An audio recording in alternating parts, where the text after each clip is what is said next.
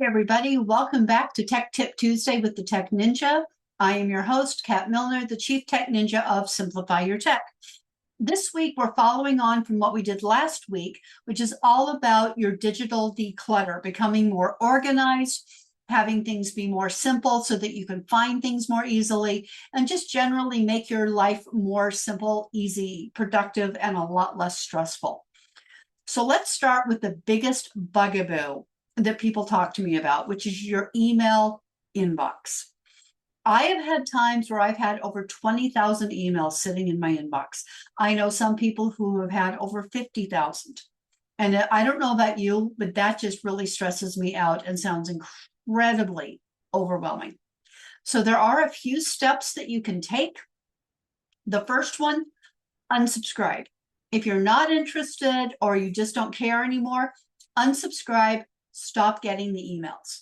Trust me, they'll live. They won't be that upset if you do it. It happens all the time because you want a healthy email list. You don't want people who are not going to read and consume your content on your email list.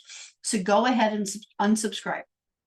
Things that are older that you don't really need anymore, but you might want to keep around, archive them. Get them out of the inbox and into the archive. If you need them, you can go find them there. Create labels and filters.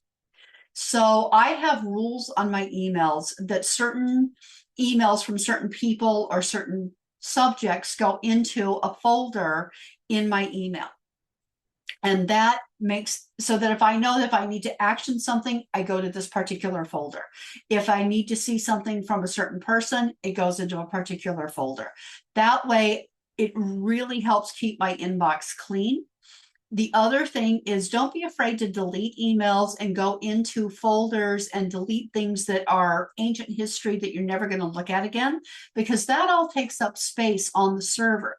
So for example, if you have Gmail and it says that you've used, 70% of your 15 gigabyte of storage, half of that's probably emails and the rest are probably photos. But don't be afraid to delete things. Label them, filter them, create email rules to put them in certain places, but get them out of the inbox so that you're only looking at things that you need to be looking at. And if you're going to continue to subscribe to things, which let's be honest, we all will, create a new email that is, pardon me, just for those new subscriptions. And then, especially if you're doing like contests or something, send it to that new email.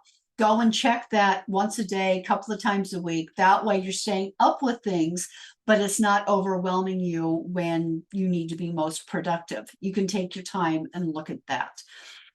So if you have an email, you subscribe to things there, maybe you're wanting to try out someone's mailing list or you signed up for their lead magnet, and then you decide, okay, this is someone whose content I really want to see. Usually at the bottom of the emails, that's where you find the unsubscribe button, but you can usually also find a link that says update my preferences, and you can go in and change the email address to your primary one so that you do get them as soon as they drop those emails. Now, the next thing is manage your apps. Periodically, at least once a year, do an app audit to see what it is that you're actually using and delete any apps that you're not using. This is especially good to do on your mobile devices because that will keep them running more efficiently because they're not wasting energy on apps that you're not using. Apps will also tell you to update them regularly. Usually you get a little symbol on the app that says, hey, there's an update. So it'll take you to the Play Store, the App Store, and you'll install the update. This is a good thing to do regularly because often it helps with a security issue, it fixes a bug, it makes things run more efficiently. So don't put off updating the apps. Do that on a regular basis, especially if it's a system setting on your device, because you want to keep that up to date and as efficient as possible.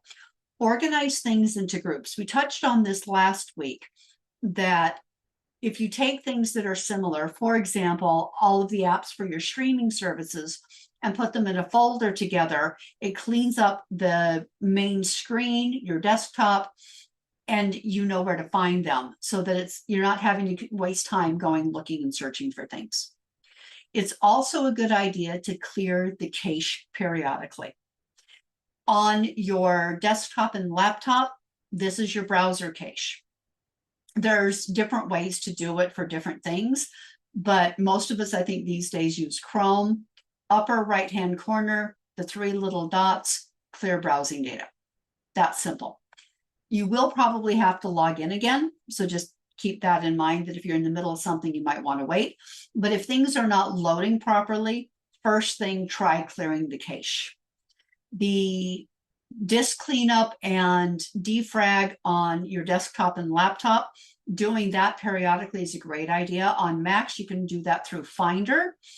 And with your smartphones, laptops, desktops, it's good to do a full shutdown, but also to do a restart. Now, Macs, at least iPhones and iPads, don't offer the option of a restart, but Android devices do.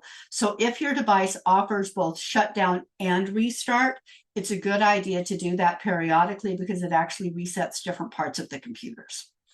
If you have digital notes and documents all over the place, delete the old irrelevant stuff that you're never going to look at again. It's just taking up space. Don't do the, oh, but I might need it someday. Honestly, if you haven't used it in the past 1 to 3 years, chances are you're probably not going to need it, unless it's like information about your house and your possessions for insurance purposes. You're not going to need it. Consolidate all of the fragmented stuff into one place. Put them in one file. Miscellaneous notes, put them into one document, because then you can just search for it and it's not in a gazillion different places. If you have handwritten stuff, put them in different notebooks. Use tabs for different subjects so that you can quickly and easily find what you're looking for. The whole idea here is to really keep it simple. Keep an eye on your storage. You want to keep an eye on what you're using and purge it periodically. The details are in the blog on where to do that, and that will be linked in below the video.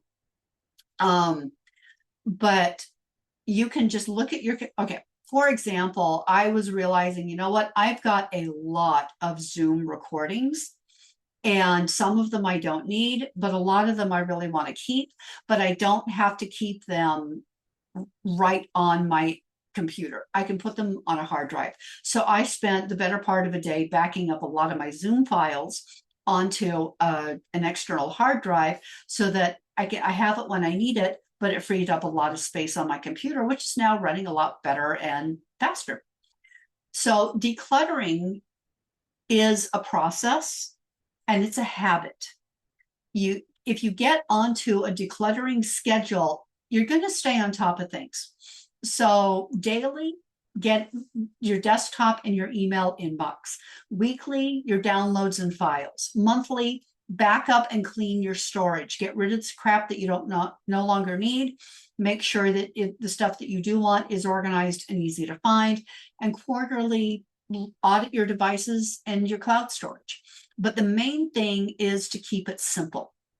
Practice minimalism. As Marie Kondo always says, less is more.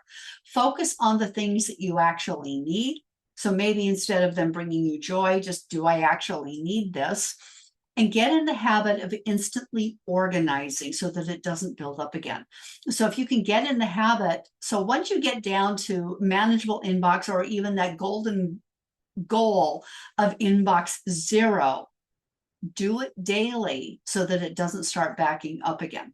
So there are some FAQs that are going to be in the blog that I'm not going to really go into detail here, but things like, how often should I declutter? Which cloud storage should I use? How to manage photos, and a couple of other things. So I highly encourage you to read the blog. And if you would like to book in for a tech review, because maybe some of these things you're not quite sure how to do, I'm happy to give you some support and show you how to do this to make it easier for you. So just below the video is a link to book in a call with me for a complimentary tech review. I promise I'm not going to try and sell you anything. I just want to see if I can help. So thanks so much for tuning in, and I look forward to seeing you next time.